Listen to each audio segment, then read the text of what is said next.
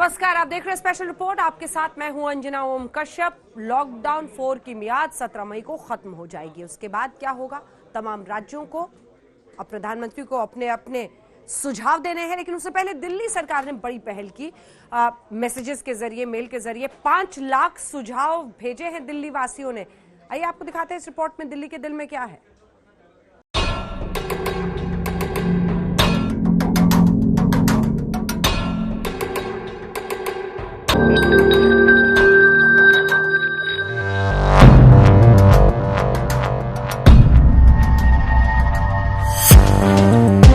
दिल्ली को बहुत याद आता है रेस्टोरेंट का खाना। याद करती है दिल्ली सुबह शाम पार्क में टहल। मेट्रो, ऑटो और टैक्सियों के लिए दिल्ली बेकरार।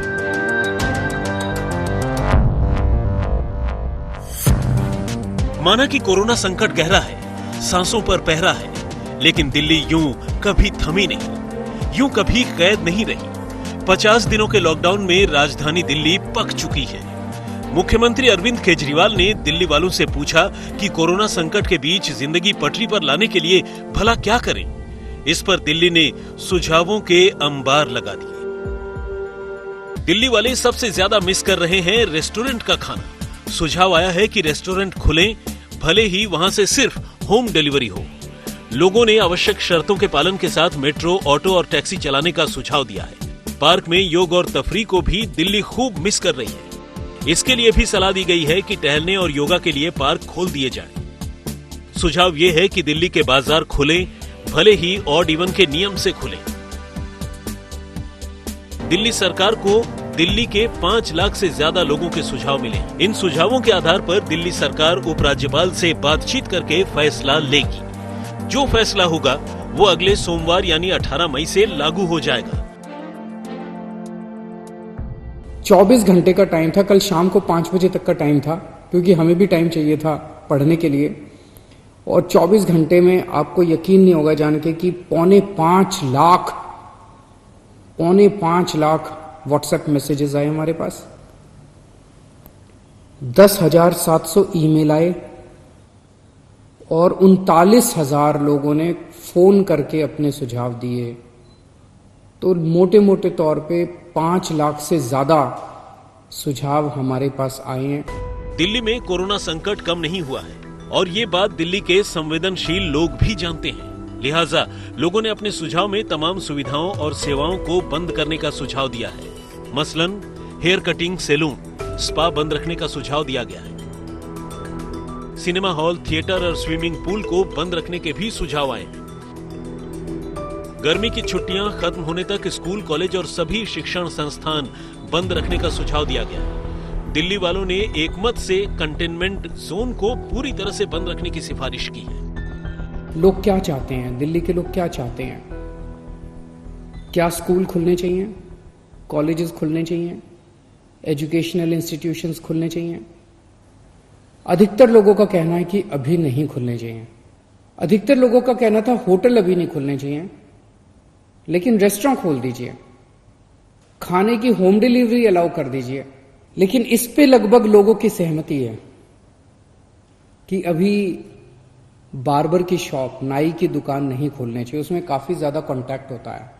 उसी तरह से spa, salon, cinema halls, swimming pools, इसमें अधिकतर लोगों ने कहा कि अभी फिलहाल ये नहीं खुलने चाहिए। प्रधानमंत्री मोदी ने भी सभी राज्यों के मुख्यमंत्रियों को 15 मई तक लॉकडाउन 4 की रूपरेखा तय करने का वक्त दिया है। आप एक एक व्यक्ति से पूछ के तो नहीं नियम बना सकते हैं।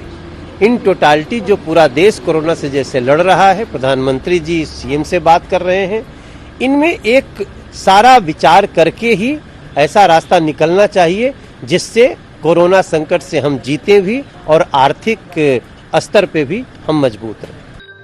दिल्ली में कोरोना संकट अभी कम नहीं हुआ है, लेकिन सरकार मानकर चल रही है कि अब कोरोना के साथ जीने की आदत डालनी ही होगी। मास्क और सोशल डिस्टेंसिंग जिंदगी का हिस्सा होगी। धीरे धीरे जिंदगी पटरी पर आ ही जाएगी। पंकज जैन के साथ पुनीत शर्मा, दिल्ली, आज तक।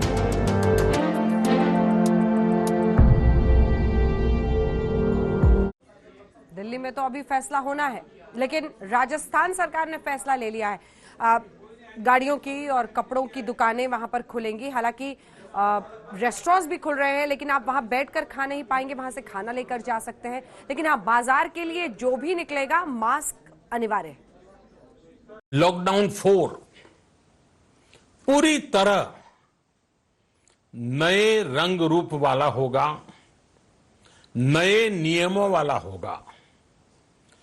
राज्यों से हमें जो सुझाव मिल रहे हैं उनके आधार पर लॉकडाउन 4 इससे जुड़ी जानकारी भी आपको 18 मई से पहले दी जाएगी। प्रधानमंत्री नरेंद्र मोदी ने लॉकडाउन 4 की रूपरेखा सामने लाने के लिए 17 मई तक का वक्त लिया था। राजस्थान सरकार ने देश में सबसे पहले लॉकडाउन 4 लागू भी कर दिया।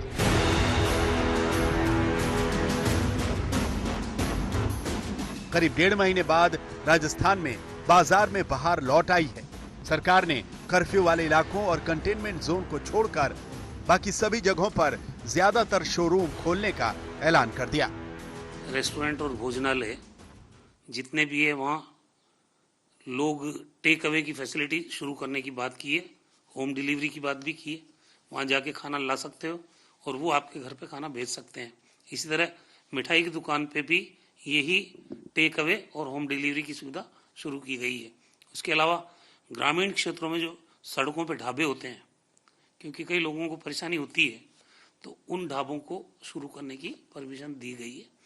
हार्डवेयर की दुकान है, जो प्लम्बर की दुकान है, कारपेंटरी की दुकान है, पेंट वाले की दुकान है, जो रोजमर्रा लोगों के काम आते हैं चीज, निर्माण सामग्री जहाँ मिलती है, उनको अनुमति किया गया है। हम आपको बता दें कि राजस्थान में लॉकडाउन 4 के दौरान कौन कौन सी दुकानें और सेवाएं खोली गई हैं। राजस्थान में होटल और रेस्टोरेंट खोलने के आदेश जारी कर दिए गए। रेस्टोरेंट, भोजनालय और मिठाई की दुकानें खुल जाएंगी। रेस्टोरेंट में बैठकर खाने का इंतजाम नहीं होगा। लोग खाना पैक कराकर घर ले जा सकेंगे या फिर होम डिलीवरी होगी। ग्रामीण इलाकों में भोजनालय और ढाबे भी खुलेंगे। इलेक्ट्रॉनिक और इलेक्ट्रिक सामानों के शोरूम भी खुल जाएंगे। कपड़ों की दुकानें, कपड़ों के शोरूम भी खुलेंगे। गाड़ियों के शोरूम खुल जाएंगे। ऑटोमोबाइल्स और मोटर पार्ट्स से जुड़ी हुई बड़ी और छोटी दुकानें खुल जाएंगी। प्लम्बर, इलेक्ट्रीशियन, मैकेनिक भी अपनी दुकानें खोल पाएंगे। हार्डवेयर की दुकानें खुलेंगी। निर्माण सामग्री की दुकानें भी खुल जाएंगी। कोरोना के बढ़ते मामलों के बीच राजस्थान सरकार ने कर्फ्यू ग्रस्त इलाके और हॉट स्पॉट के बाहर करीब सभी चीजों की दुकानें खोल दी हैं। सबसे बड़ी बात है कि जो होटल है वो मांग कर रहे थे कि उन्हें खोला जाए, उन्हें खोलने की इजाजत दे दी गई है। भोजनालय, रेस्टोरेंट, नमकीन की दुकान, मिठाई की दुकान देखा जा सकता है कि यहाँ पर खुल गया है कल रात के ऑर्डर के बाद। इसी तरह से जो इलेक्ट्रॉनिक के शोरूम हैं, इलेक्ट्रिक के शोरूम हैं, ऑटोमोबाइल के शोरूम हैं, इनको भी खोलने की इजाजत दे दी गई है।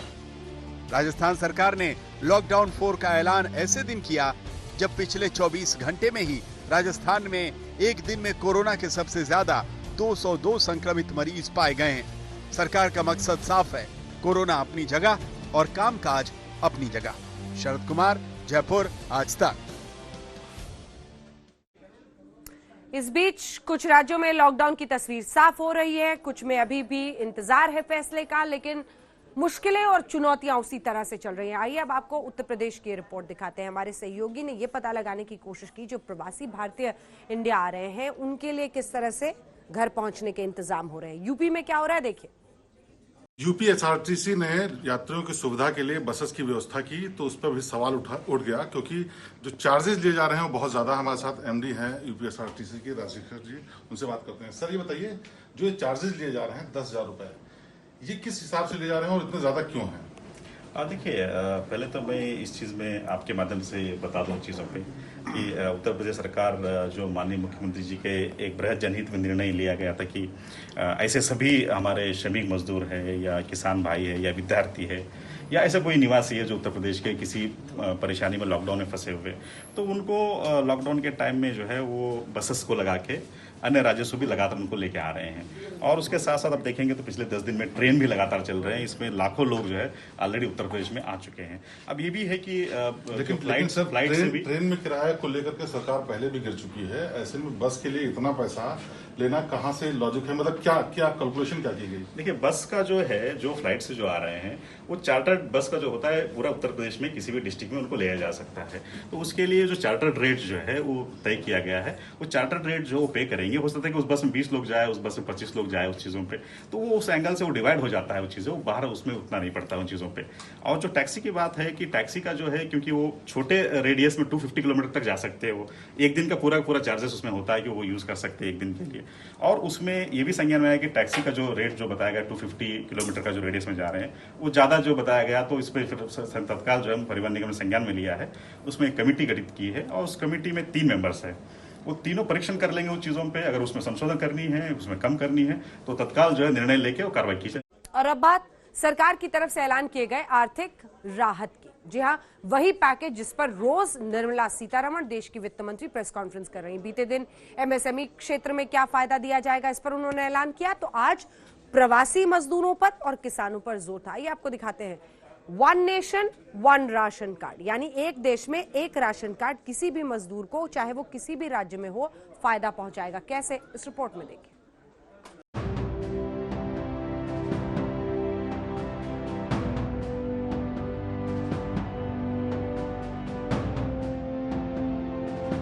आखिरकार केंद्र सरकार ने मजदूरों की सुध ले ही ली। मोदी सरकार के 20 लाख करोड़ रुपए के महा पैकेज में देश के मजदूरों के लिए राहतों का पिटारा खुल गया। वित्त मंत्री निर्मला सीतारमण और वित्त राज्य मंत्री अनुराग ठाकुर ने आज प्रेस कॉन्फ्रेंस में मजदूरों के लिए कई राहतों का ऐलान किया। सरकार ने मजदूरों के लिए 1 नेशन 1 राशन कार्ड की योजना का ऐलान किया। मार्च 2021 तक टेक्नोलॉजी की मदद से ऐसा इंतजाम कर लिया जाएगा कि मजदूर देश के किसी भी हिस्से में राशन की दुकान से सस्ता अनाज ले सकेंगे। अगले 2 महीने तक सरकार प्रवासी मजदूरों को मुफ्त राशन देगी, जिसके तहत 5 किलो गेहूं या चावल और 1 किलो चना मुफ्त मिलेगा। इससे करीब 8 करोड़ प्रवासियों को फायदा मिलेगा। गरीब से गरीब मजदूर को भी न्यूनतम वेतन मिले, इसके लिए सरकार कानून बनाएगी।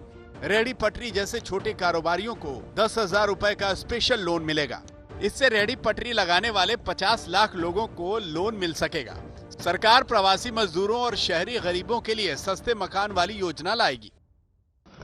प्रवासी मजदूर और शहरी गरीब, ये चर्चा का विषय पिछले कुछ दिनों में भी रहा, लेकिन मैं ये कहना चाहता हूं, हमारी सरकार ने पिछले वर्षों में भी इनके किया और इस समय में तो विशेष तौर पर हम लोगों ने आपदा राहत के माध्यम से जो fund, state disaster response fund के माध्यम से उपलब्ध, उनको हमने राज्यों को करवाया। ये लगभग 11,000 करोड़ रुपए से ज्यादा है, ताकि इन लोगों को इसमें से राहत दी जा सके, आपदा राहत हो सके, उसके लिए इस्तेमाल किया गया। वित्त मंत्री ने आज मजदूरों और किसानों के लिए महा पैकेज का मुंह खोला। गरीब, किसानों और मध्यम वर्ग के लिए कई राहत भरी योजनाओं का ऐलान किया। आज तक ब्यूरो। और आइए इसी विषय पर चर्चा के लिए, जानकारी देने के लिए हमारे साथ सीधे देश के आईएनबी मिनिस्टर प्रकाश जावड़ेकर जी जुड़ रहे हैं आज तक पर। प्रकाश जी, स्वागत है आपका आज तक पर। मेरा पहला सवाल आपसे यही कि कोविड-19 के इस लॉकडाउन में सबसे बड़ी चिंता देश की थी तो प्रवासी मजदूरों को ही लेकर थी। अब जबकि आर्थिक पैकेज में कुछ खास कदम उनके लिए उठाए गए हैं, हम कैसे ये समझें कि इसके जरिए उनके लिए और पूरे देश के लिए उम्मीद की किरण जगी है? प्रकाश जी। पहले तो अभी जो 2 महीने की स्थिति है, तो 2 महीने में सारे माइग्रेंट लेबर्स को 10 किलो चावल या गेहूं और 1 किलो दाल जो चाहिए वो मिलेगी। ये फ्री मिलेगा। जो 83 करोड़ राशन कार्ड होल्डर है, जिनके घर में राशन कार्ड है, उनको भी प्रति व्यक्ति 10 किलो चावल या गेहूं और 1 किलो दाल ये मिलेगा। और जो जिनके पास राशन कार्ड है ही नहीं, ऐसे लोगों के लिए भी ये मुफ्त मिलेगा 2 महीने, 10 किलो चावल या गेहूं और 1 किलो दाल। दूसरा महत्वपूर्ण है कि 9 करोड़ ऐसे माइग्रेंट लेबर है, उनको ये सब मिलेगा। और उसके साथ साथ पोर्टेबल राशन कार्ड होगा। तो घर के 4 लोग बिहार में है और एक मजदूर या 2 लोग भाई इधर मुंबई में काम कर रहे हैं, तो उनको मुंबई में 2 लोगों का राशन मिलेगा और घर में 4 लोग हैं तो 4 लोगों का वहाँ राशन मिलेगा। ये पहली दफा एक देश एक रेशन कार्ड हो रहा है और पोर्टेबिलिटी है और डिवाइड होके उनको मिलेगा जितने लोग जहाँ है। लेकिन ये बहुत क्रांतिकारी परिवर्तन है। हाँ। मुझे और एक लगा कि जो स्ट्रीट वेंडर है, हाँ। जो स्ट्रीट वेंडर है, जो जिसका ठेला है, जिसका रेवड़ी है, जिसका ठेला लगता है और उस पर लोग आगे बढ़ते हैं, व्यवसाय करते हैं, उनको आज पैसे उनके समाप्त हो गए तो उनको 10,000 रुपये तुरंत दे रहे हैं। तो ये 10,000 रुपये उनको एक कैपिटल जैसे होगा, वर्किंग कैपिटल, वो लेंगे और बाद में जब उनके पास पैसे आएंगे तब वो वापस करेंगे। लेकिन 10,000 रुपये आज तुरंत देना ये बहुत महत्वपूर्ण मदद है।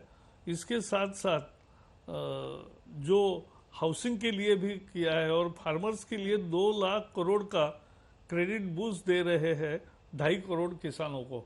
तो मुझे लगता है एक बहुत बड़ा सारा काम किया है। कल 3,70,000 करोड़ रुपए मझले उद्योगों के लिए और छोटे उद्योगों के लिए, लघु उद्योगों के लिए दिया गया है।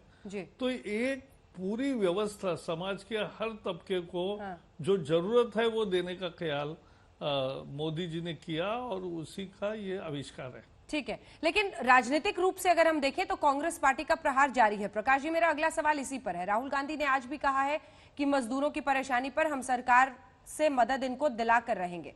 हालांकि आर्थिक पैकेज का आज ही इन मुद्दों पर ऐलान हुआ है। ये कहना है राहुल गांधी का कि आप क्यों नहीं सीधा पैसा इन लोगों के खाते में डालते हैं, 13 करोड़ गरीबों को 7,500 डायरेक्ट उनके अकाउंट में दीजिए। उनकी इस बात पर आपका क्या जवाब? 13 करोड़ गरीबों को 13,000 रुपए प्रति फैमिली गए हैं।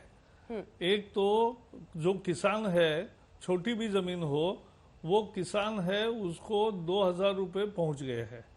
फिर जो 2 महिलाएं हैं, जो 20 करोड़ महिलाएं, इन सब मजदूरों की गरीबों के घर में ही जनधन खाते होते हैं, वो 1,500 रुपए हर एक के घर में गए हैं। 8 करोड़ महिलाओं के 3 गैस फ्री मिल रहे हैं तो उसके भी 2,500 रुपये हो रहे हैं।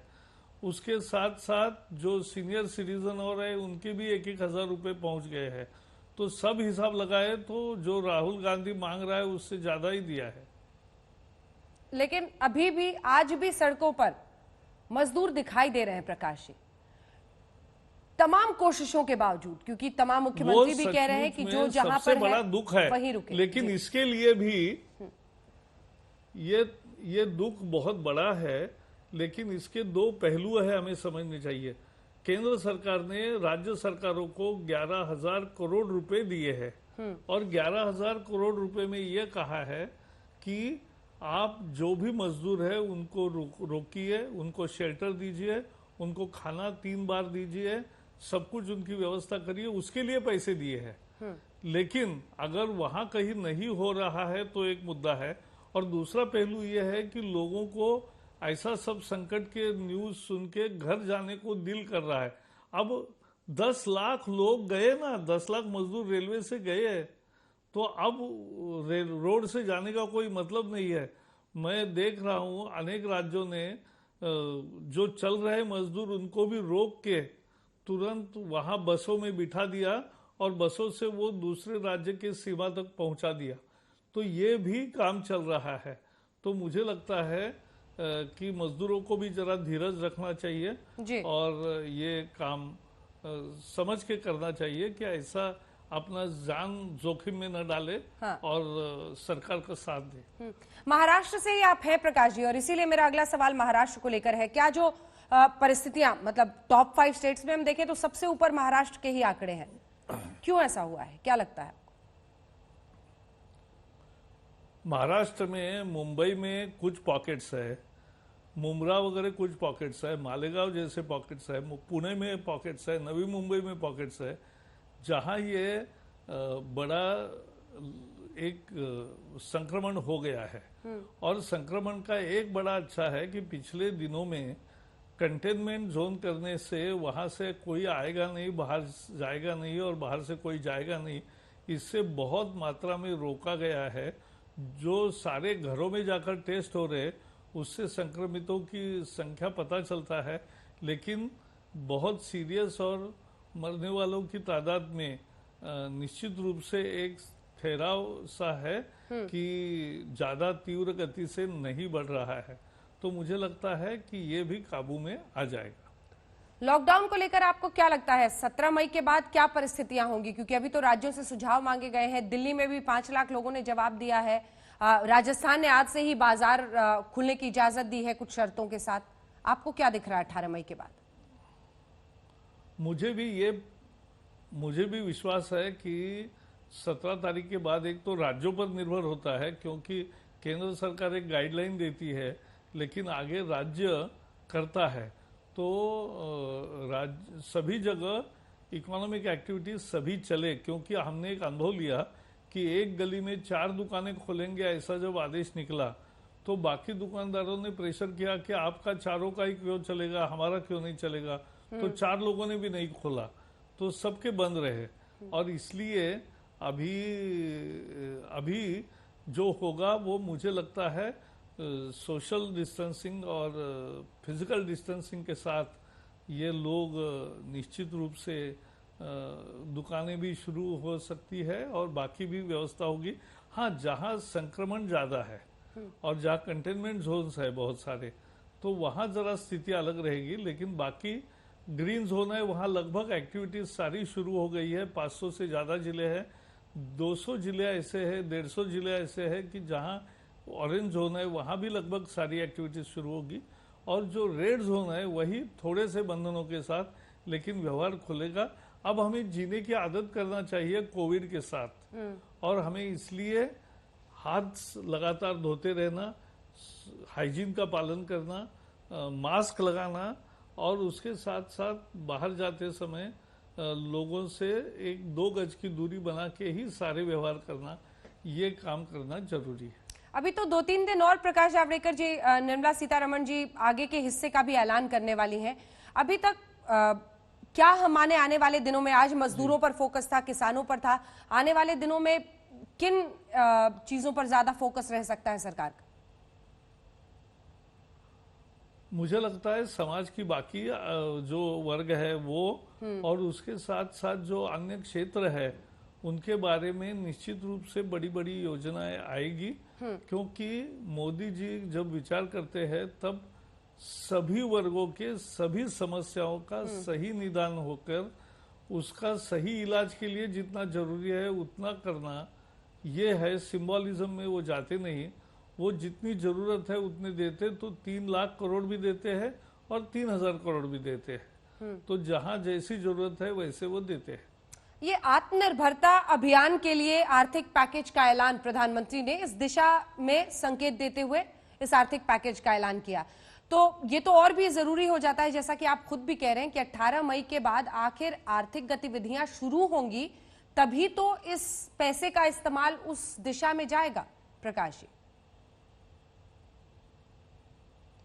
नहीं, इसलिए मेरी पुख्ती इच्छा है, और इच्छा ही नहीं, मुझे विश्वास है कि बहुत सारी गतिविधियां शुरू होगी। रेड जोन में कुछ बंधन रहेंगे और आखिर राज्य सरकार अपने अपने राज्य का तय करती है, तो वो उनका अधिकार है। केंद्र सरकार एक गाइडलाइन देती है, लेकिन मास कांग्रेगेशन के पॉइंट्स को छोड़ के बाकी बहुत सारी चीजें उसमें इकोनॉमिक एक्टिविटी ज्यादा चलेगी, ये मैं देख रहा हूँ। अभी फिलहाल जो कम से कम ट्रेन की आवाजाही हो रही है तमाम राज्यों में इंटरस्टेट, उसको लेकर बहुत सारी बातें सामने आ रही हैं। कुछ ही देर पहले रेल मंत्री ने ट्वीट किया है जिसमें वो कह रहे हैं कि हम 105 ट्रेनें रोज देने की जरूरत है ताकि पश्चिम बंगाल में सभी जो मजदूर हैं या माइग्रेंट्स हैं उनको वापस पहुंचाया जाए। लेकिन पश्चिम बंगाल सरकार पर वो कह रहे हैं कि वो 105 की जगह 105 ट्रेनें ले रहे हैं, लेकिन 30 दिनों पर, जो रोजाना हो सकता है वो 30 दिनों में। क्या समझे इससे? पॉलिटिक्स क्या इस वक्त भी लॉकडाउन के समय भी उसी तरह से चल रही है? पश्चिम बंगाल में, हाँ, मैं बता रहा हूँ, पश्चिम बंगाल में पहले 30 साल कम्युनिस्टों का राज था, 10 साल इनका राज है, तब रोजगार का वृद्धि नहीं हुआ है। और रोजगार का वृद्धि नहीं हुआ इसलिए दुनिया के देश के सारे भागों में बंगाल के मजदूर मजदूरी के लिए जाते हैं। अब उनको भी स्वाभाविक इच्छा है कि घर जाए। अगर यूपी में 4 लाख मजदूर आए तो यहाँ केवल 8,000 मजदूर आए बंगाल में, वहाँ भी 4 नहीं 10 लाख लोगों की इच्छा है, 10-15 लाख लोगों की कि हमें वापस जाना है। अच्छा, जाके वो वापस आएंगे फिर से काम के लिए, लेकिन जाने की इच्छा है, फिर भी सरकार ही गाड़ी नहीं मंगा रही है, ये दुर्भाग्यपूर्ण है। पॉलिटिक्स क्या हम माने कि ऐसे वक्त पर भी चल रहा है, क्योंकि चाहे वो महाराष्ट्र हो, चाहे हमने देखा है राजस्थान पर, और इस आर्थिक पैकेज का खुलकर एक तरह से इसको पी चिदम्बरम ने इसकी बहुत निंदा की है। उन्होंने कहा है कि जो सही कदम उठाने की जरूरत थी वो आप उठा नहीं रहे हैं। उन्होंने कहा कि आपको ऋण लेना होगा, राज्यों को ऋण लेने देना होगा, क्योंकि परिस्थितियां बहुत आपातकाल की तरह हैं और आप वो कदम नहीं उठा रहे हैं। पी चिदम्बरम की निंदा पर क्या कहेंगे? 2008 में जो इससे भी छोटा क्राइसिस था एक तरह से, तब इसमें से अनेक उपाय कभी किए नहीं, कभी सोचा भी नहीं उन्होंने आम जनता का, जो आज मोदी जी सोच रहे हैं। दूसरा, परिस्थिति कठिन है तो उपाय भी उससे भी लागू जो करना है, 20 लाख करोड़ का पैकेज, ये बहुत पैकेज होता है बड़ा, 10%, उस समय 2-3% का केवल पैकेज दिया था, तो ये बहुत बढ़ोतरी है। और चिदम्बरम आज उसको अंगूर खट्टे, ये स्थिति है उनकी।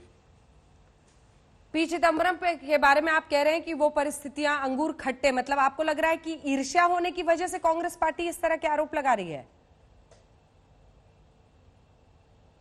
हाँ, नहीं तो क्या, वो अभी स्वीकार ही नहीं करते कि वो सत्ता से बाहर है, यही उनका दुख है। चलिए अब जरा, और इसलिए अच्छा कारोबार दूसरा कोई करे, ये वो सहन नहीं कर सकते। आने वाले दिनों की बात करते हैं और स्वदेशी पर कैसे जोर होगा, कैसे देश आगे बढ़ेगा, प्रधानमंत्री के नेतृत्व में कैसे आगे बढ़ेगा, इस पर जरा बात करते हैं। प्रधानमंत्री की भी आलोचना कांग्रेस पार्टी ने लगातार किया है कि वो आते हैं, बहुत सारी बातें कहते हैं, लेकिन जमीन पर कुछ बदल नहीं रहा है। प्रधानमंत्री के नेतृत्व पर इस मुद्दे पर जो आरोप लगते हैं, उस पर आपका क्या जवाब होगा? मेरा जवाब यह है कि प्रधानमंत्री देश के लिए सोचते हैं, और देश के लिए सोचते समय सेल्फ रिलायंट, ये गांधी जी का मंत्र था, और उसी मंत्र का अमल में डालने के लिए मेक इन इंडिया, ये उसका एक रूप है, लेकिन दुनिया से कटना नहीं है, दुनिया से अलग होना नहीं है। दुनिया में भी व्यापार हमारा ज्यादा चले, व्यापार में हमारा सिक्का बड़ा हो। आज 1% भी हमारा ट्रेड का हिस्सा नहीं है, वो 1% से बहुत ज्यादा बढ़े, गति से बढ़े। लेकिन अपना देश भी एक बड़ा मार्केट है, तो अपने देश के मार्केट में इसका उपाय हमने करना चाहिए और यही मांग बढ़ाने की कोशिश करनी चाहिए। और यहाँ के वस्तु यहाँ निर्माण हो तो वो लोकल, ये जब वो कहते हैं बिकम वोकल फॉर लोकल, तो ये उसका मतलब है। बहुत बहुत धन्यवाद आपका प्रकाश जावड़ेकर जी, हमारे साथ देश के सूचना प्रसारण मंत्री जानकारी देते हुए आज के आर्थिक पैकेज पर। उन्होंने कहा कि प्रवासी मजदूरों को लेकर देश की चिंता वही आज लगभग समाहित किया गया है आर्थिक पैकेज के ऐलान में, और वित्त मंत्री ने जो कदम उठाए हैं उससे बहुत बदलाव आने वाले वक्त में आएंगे। एक बार फिर से प्रवासी मजदूरों से उन्होंने ये अपील की कि वो जहां पर है वहीं पर रहने की कोशिश करें। आर्थिक गतिविधियों को लेकर उनका कहना है कि 18 मई के बाद कई आर्थिक गतिविधियों को हम होते हुए देश में देख सकते हैं, कई बदलाव आने वाले वक्त में होंगे, क्योंकि छूट के साथ ही आत्मनिर्भरता का जो ये अभियान है आर्थिक गतिविधियों किए। हमारे साथ कुछ ही देर में Smriti Irani minister for textiles होंगी, लेकिन उससे पहले आइए आपको जरा इस वक्त का कोरोना अपडेट बता देते हैं। दिल्ली में पिछले 24 घंटे में कोरोना के 472 नए केस हुए हैं। ऐसे ही 115 लोगों की अब तक दिल्ली में मौत हो चुकी है। दिल्ली में पिछले 24 घंटे में 187 लोग ठीक भी हुए हैं। कोरोना के मरीजों की कुल संख्या अब 8,470 हो गई है दिल्ली में। हमारे साथ आज तक पर इस वक्त कोरोना काल में संकट दौर में लॉकडाउन 3 और आगे लॉकडाउन 4 पर चर्चा के लिए, साथ ही आर्थिक पैकेज जो सरकार ने दिया है उस पर चर्चा के लिए minister for textile Smriti Irani ji जुड़ रही हैं। स्मृति जी, बहुत स्वागत है आपका आज तक पर। मेरा पहला सवाल आपसे यही कि जिस मंत्रालय से आप जुड़ी हुई हैं और जिस तरह से देश आगे बढ़ रहा है, आर्थिक पैकेज का ऐलान किया गया है, कौन सी ऐसी बड़ी बातें हैं जिसके जरिए हम ये माने कि अर्थव्यवस्था वापस पटरी पर लौटने पर या फिर प्रवासी मजदूरों के लिए, किसानों के लिए, रेहड़ी पटरी वालों के लिए मदद का हाथ इस आर्थिक पैकेज के जरिए पहुंचेगा? स्मृति जी।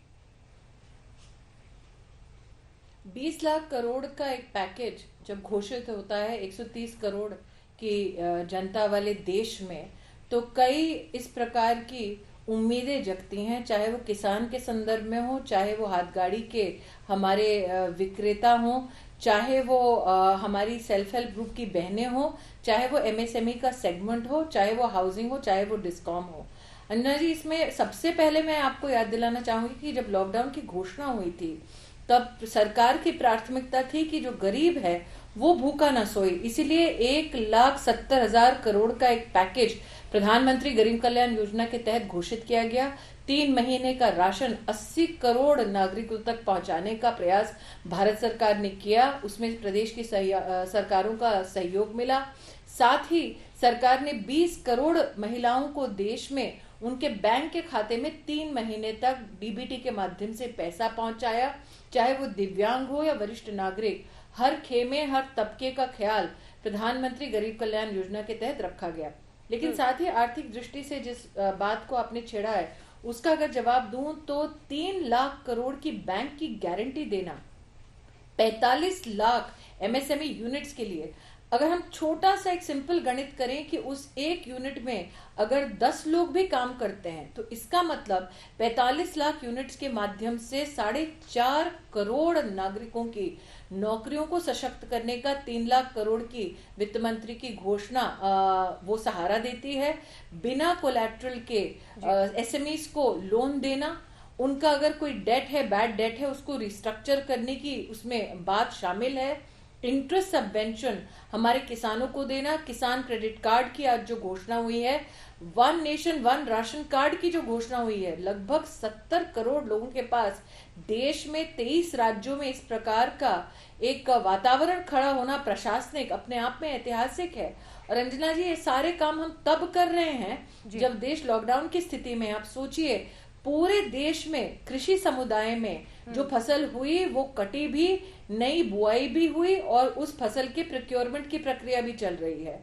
तो कहीं ना कहीं आर्थिक गतिविधि, चाहे वो एसएमई हो या चाहे वो तहसील लेवल की इकोनॉमी हो, जिसमें स्ट्रीट वेंडर का भी, सड़क पर सामान बेचने वाले की भी चिंता, मुद्रा की जो सबसे छोटा तबका है लोन का, शिशु लोन, उसकी भी चिंता, तो देश के हर आयाम, हर व्यक्ति, हर वर्ग के लिए ये पैकेज उपयोगी होगा, जो कुल औसत जिसकी 20 लाख करोड़ है। जी, प्रधानमंत्री ने लेकिन जब इस आर्थिक पैकेज का ऐलान किया तो उन्होंने सबसे पहले आत्मनिर्भरता अभियान का जिक्र किया। उन्होंने बताया कि कैसे इस संकट को हम अवसर में बदल सकते हैं।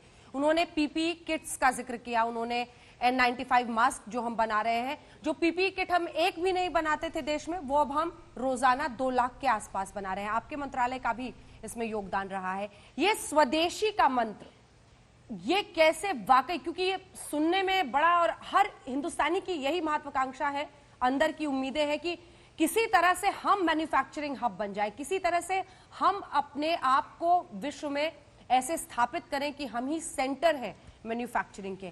ये एक उम्मीद बनी है, ये कैसे मुमकिन हो पाएगा, कैसे आगे बढ़े?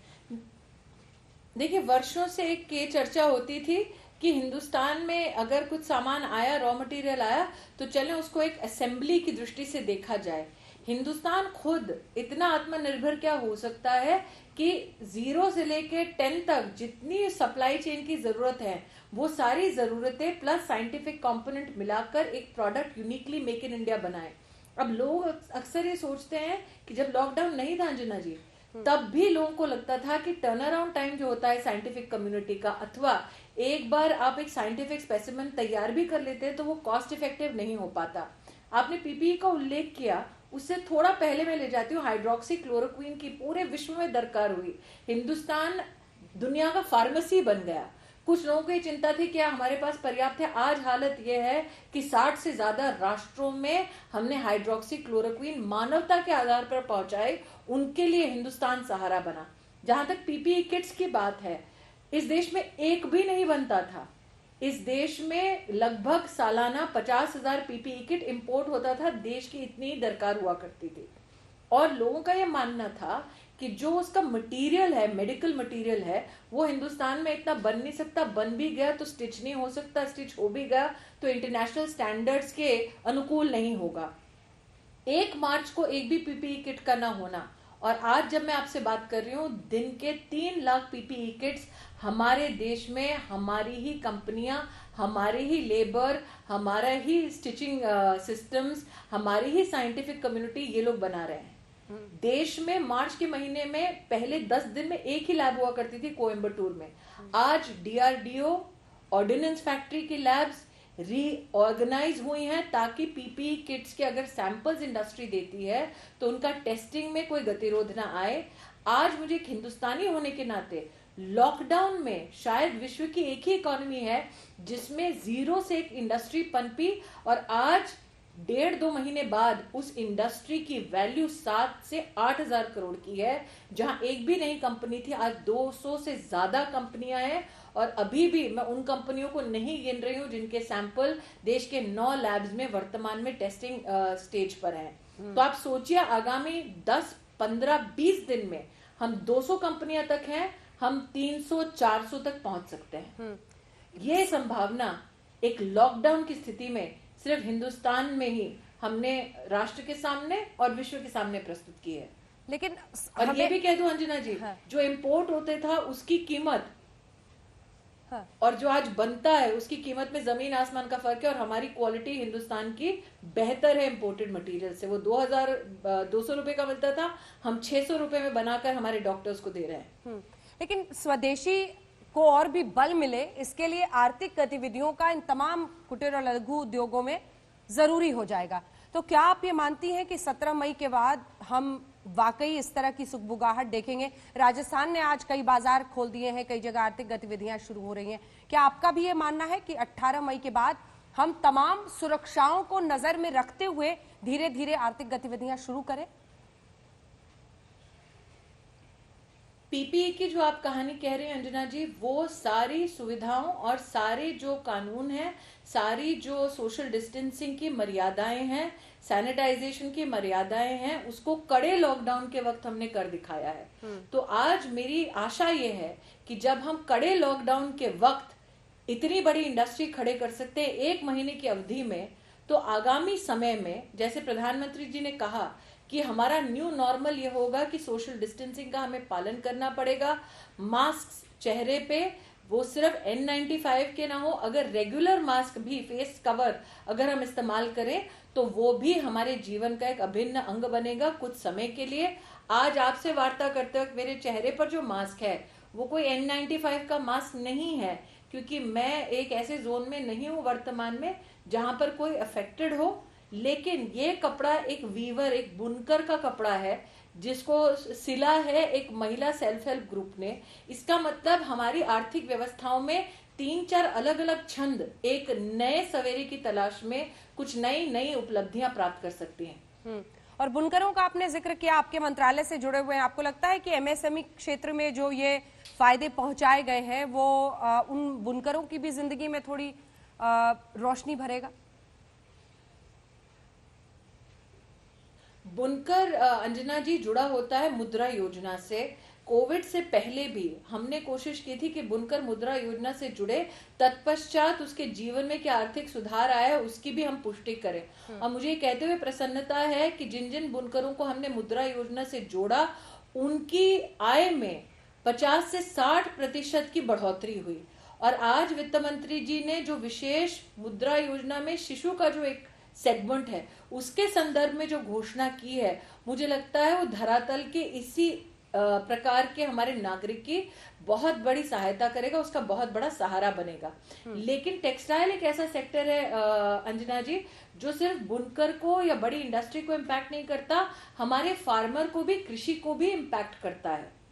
तो आज हम चाहे वो कृषि हो, जिसको किसान क्रेडिट कार्ड या किसान सम्मान निधि के माध्यम से सहारा मिलता है 20 लाख करोड़ के पैकेज का, चाहे वो स्ट्रीट वेंडर हो, मतलब हमारे सड़क पे जो ठेले के माध्यम से अपना व्यापार करते हैं ताकि उनका संरक्षण हो सके, ऐसे 50 लाख से ज्यादा हमारे स्ट्रीट वेंडर्स के संरक्षण की बात कही है वित्त मंत्री ने।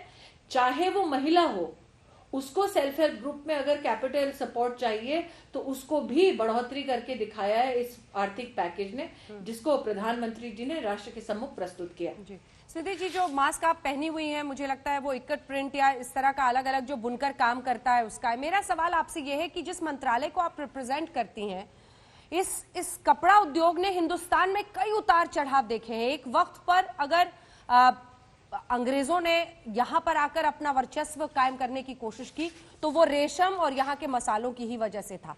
तो ये वो उद्योग है जिसको अभूतपूर्व जिसमें पोटेंशियल है, लेकिन अनदेखी होती चली गई और परिस्थितियां ऐसी बनी कि कई जगहों पर रॉ जो सस्ता चाइना सिल्क है वहां से आता हुआ, उसने हिंदुस्तान की उस बनारसी कपड़े को, उस सिल्क को जो यहाँ जिसके लिए हम मशहूर थे, उसको रिप्लेस कर दिया अपनी कीमत के जरिए या फिर अपने जल्दी मैन्युफैक्चर करना, ज्यादा 1960 के दशक में जी उस वहां से हमें स्वदेशी की 1960 के दशक में सिल्क वॉर्म्स हम जी मैं इसीलिए कह रही हूँ 1960 के दशक में हमारे यहाँ पर सिल्क वर्म्स लाए गए ताकि हमारी सिल्क की प्रोडक्शन की कैपेसिटी बढ़ाई जाए।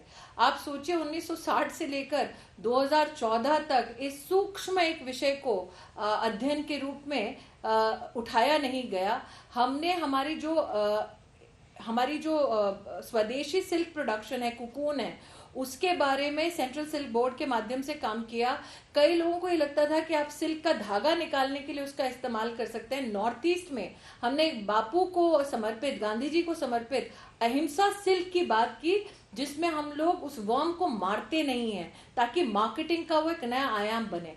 हमने हमारे सिल्क फार्मिंग कम्युनिटी को जाकर समझाया कि आप वो शेल फेंकिए मत, उस वेस्ट को भी फार्मास्यूटिकल और कॉस्मेटिक की कंपनियां उठाकर उसका इस्तेमाल करती हैं। तो इस प्रकार का एंगेजमेंट हम लोग निरंतर सेंट्रल सिल्क बोर्ड के माध्यम से कर रहे हैं। जूट की अगर मैं बात करूं आज, तो हमारा देश विश्व का सबसे बड़ा जूट प्रोड्यूसर है। 70% जूट बंगाल में उगता है और वहीं पर सबसे ज्यादा जूट की मिलें हैं पूरे देश की। जब हम लोगों ने मिलों से बात की, आप अगर अपनी पत्रकारिता के जीवन के उन छंदों को याद करें, जब 2014 से पहले हर साल हर सीजन में जूट मिलों में स्ट्राइक होती थी क्योंकि वर्कर कहता था हमारा पैसा नहीं मिला। बहुत कम लोगों को शायद देश में पता है कि सरकार सालाना 5,500 करोड़ के जो हमारे जूट का गनी बैग है, खाद्यान्न की दृष्टि से उसको पैक करने का ऑर्डर देती है इंडस्ट्री को। और हमने इंडस्ट्री से कहा कि अगर भारत के टैक्स पेयर के पैसे से आपको सालाना ऑर्डर मिलता है तो अब इसी शर्त पर मिलेगा कि आप श्रमिक और किसान का पैसा पहले चुकाएं, तत्पश्चात ही आपको इस प्रकार के कामों में सहभागी होने का मौका मिलेगा। अब नोटिस कीजिए 2014-15 के बाद से स्ट्राइक्स इस प्रकार की होनी बंद हो गई क्योंकि भारत सरकार ने कहा श्रमिक को और किसान को उसका बकाया पहले दो और फिर आकर भारत सरकार के ऑर्डर्स लो। प्रधानमंत्री जी ने जो उल्लेख किया कि 200 करोड़ से कम का जो भी टेंडर होगा उसको हम लोकल कंपनीज को देंगे।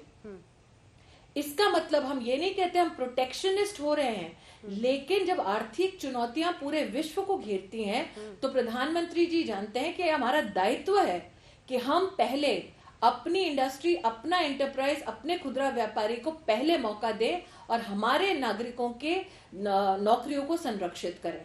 अब हमारा प्रयास होगा अंजना जी, सर्टिफाइड जूट सीड्स, मतलब आप जान के हैरान हो जाएंगी, बांग्लादेश जाती हैं और उससे बेहतर क्वालिटी की जूट बनती है। हमने बार बार प्रदेश सरकार में आग्रह किया, लेकिन अब हमने तय किया है कि अगर हमें इस आग्रह से आगे बढ़ना है, IITs के साथ मिलकर हम नेशनल जूट बोर्ड और जूट कॉर्पोरेशन ऑफ इंडिया के साथ मिलकर जूट के फार्मर को 4,500 मेट्रिक टन के सर्टिफाइड सीड की जरूरत है। नेशनल सीड कॉर्पोरेशन के साथ चर्चा करके उन तक वो अगले सीजन का सीड तो पहुंचाएंगे, लेकिन अगले सीजन तक का इंतजार नहीं करेंगे। अभी जूट की बुआई चल रही है, उनको रेटिंग के लिए सुविधाएं देनी है। वो सारी सुविधाएं भारत सरकार के चलते हम लोग हर जिले में पहुंचाने का प्रयास कर रहे हैं। जिले के और राज्य के प्रशासन के साथ मिलकर हमारा ये प्रयास रहेगा।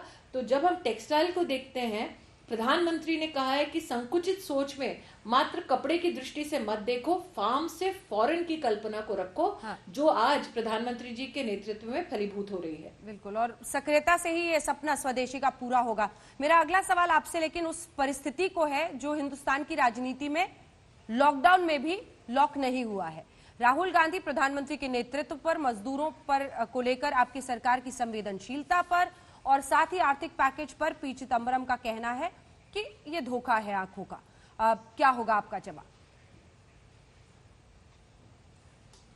मैं उसके संदर्भ में एक टिप्पणी करना चाहूंगी अंजना जी, आपकी अनुमति से। साल 2008 में जब आर्थिक संकट आया था देश में, तो तब की यूपीए सरकार जिसकी कर्ता धर्ता श्रीमती सोनिया गांधी थी, उन लोगों ने कुछ पैकेजेस का अनाउंसमेंट किया, लेकिन वो पैकेज हमारे हिंदुस्तानी तक छोटे छोटे माध्यमों से पहुंचे, उसकी कोई व्यवस्था नहीं थी।